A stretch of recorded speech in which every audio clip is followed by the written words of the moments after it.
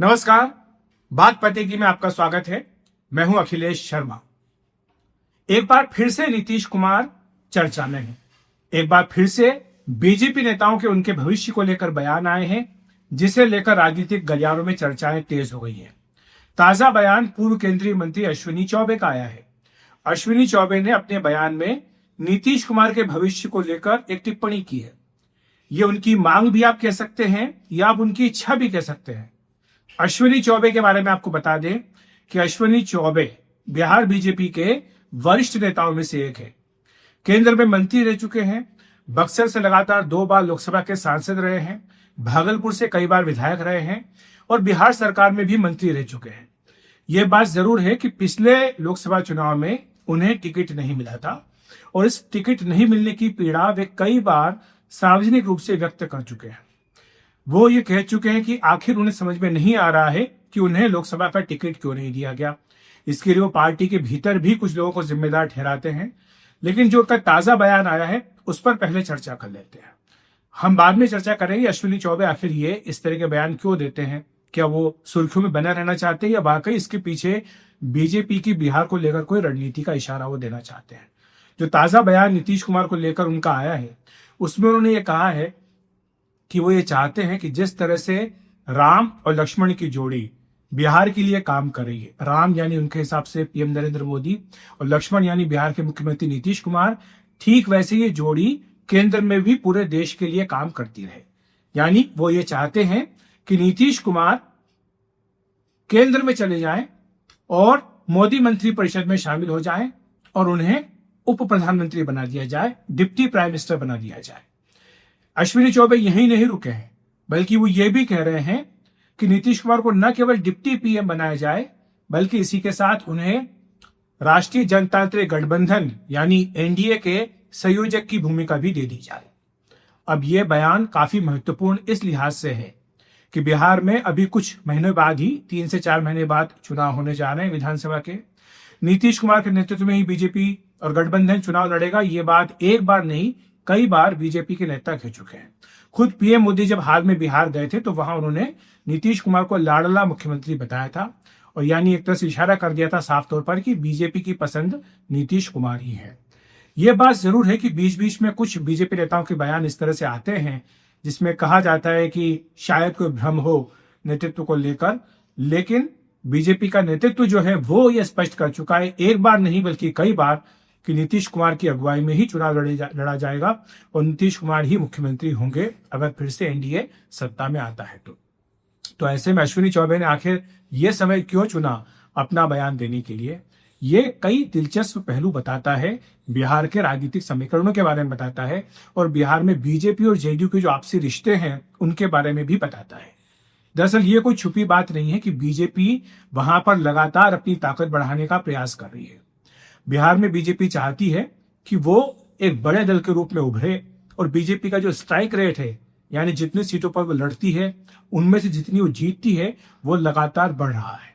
यानी बीजेपी ज्यादा जितनी सीटों पर लड़े उससे ज्यादा सीटें वो जीत लेती है। वहीं पिछले विधानसभा चुनाव की अगर हम बात करें तो बीजेपी और जेडीयू ने साथ मिलकर चुनाव लड़ा, लेकिन जेडीयू वहां पर तीसरे नंबर पर आई थी। कम सीटें आई थी जेडीयू की, बीजेपी की ज्यादा सीटें थी। इसके बावजूद बीजेपी ने यह फैसला किया कि चाहे जेडीयू की कम सीटें आई हों लेकिन मुख्यमंत्री नीतीश कुमार ही बनेंगे।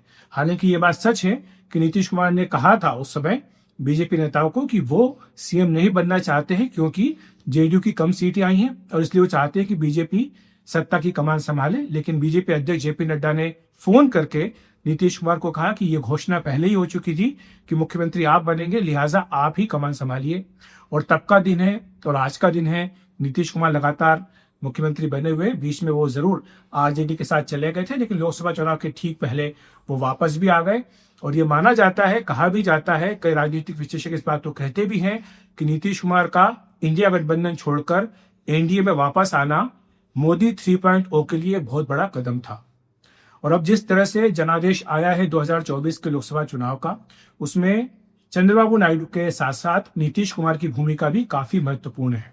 अभी वक्फ बिल पर हमने देखा कि दोनों ही बड़े नेताओं ने सरकार का साथ दिया, इस बिल का समर्थन किया और यही कारण है कि लोकसभा और राज्यसभा में इस बिल को सरकार ने आसानी से पारित करा लिया।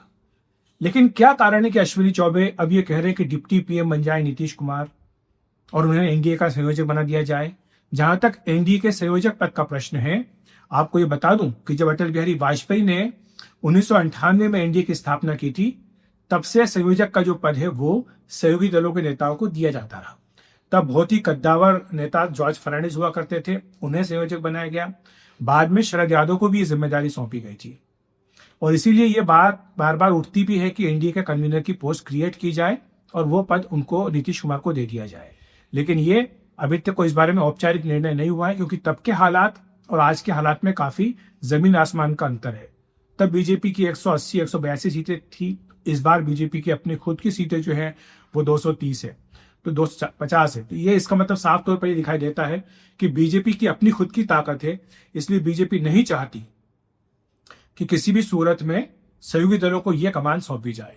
अब इसीलिए अब बात यह की जा रही है कि क्या बिहार विधानसभा चुनाव को ध्यान में रखकर यह बयान दिया गया है, क्योंकि एक बार फिर से ऐसा ही होगा, क्योंकि सीटों का जब बंटवारा होगा तो बीजेपी और जेडीयू बराबरी की सीटों पर चुनाव लड़ेगी। ये बात करीब करीब तय है, एक आध दो सीटें ही ऊपर नीचे होंगी। ये इसलिए ताकि ये प्रश्न खड़ा ना हो कि बड़ा भाई बिहार में कौन है। दूसरी बात यह है कि आरजेडी के जो नेता हैं वो नीतीश कुमार के स्वास्थ्य पर लगातार सवाल उठा रहे हैं, कह रहे हैं कि नीतीश कुमार का स्वास्थ्य अब ठीक नहीं है, लिहाजा उन्हें खुद ही इस्तीफा दे देना चाहिए। इस पर जेडीयू नेता स्पष्ट तौर पर कहते हैं कि कुछ दिनों पहले ही नीतीश कुमार ने सारे जितने जिले हैं बिहार के सबका दौरा किया है, बहुत ही सफल यात्रा उन्होंने की है और इसमें कहीं कोई संदेह नहीं कि उनकी सेहत पूरी तरह से ठीक है। तो ये बात इसमें स्पष्ट कर दी गई जेडीयू नेताओं की ओर से, जहां तक नीतीश कुमार के स्वास्थ्य का प्रश्न है।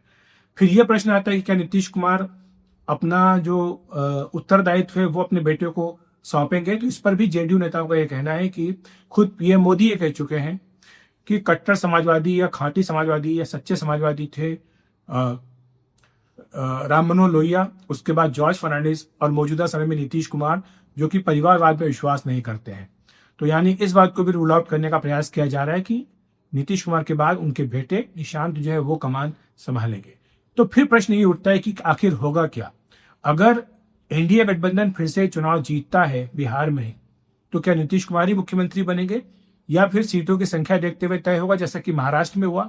महाराष्ट्र में बीजेपी की सीटें ज्यादा आई तो इसलिए एकनाथ शिंदे की जगह देवेंद्र फडणवीस मुख्यमंत्री बने। क्या एक बार फिर से वैसे यही फार्मूला बिहार में भी अपनाया जा सकता है? और यही कारण है कि कई बार बीजेपी नेताओं के मन में लड्डू फूटते हैं बिहार में कि शायद महाराष्ट्र जैसा ही यहां पर कुछ हो जाए। लेकिन बिहार की और महाराष्ट्र की परिस्थिति थोड़ी अलग है। बिहार में यह बात बिल्कुल स्पष्ट है कि तीन बड़ी पार्टियां हैं, आरजेडी, जेडीयू और बीजेपी, और पिछले 20 साल का कम से कम इतिहास यही बता रहा है कि इन तीन में से दो पार्टियां जहां एक तरफ होती है सरकार उसकी बनती है।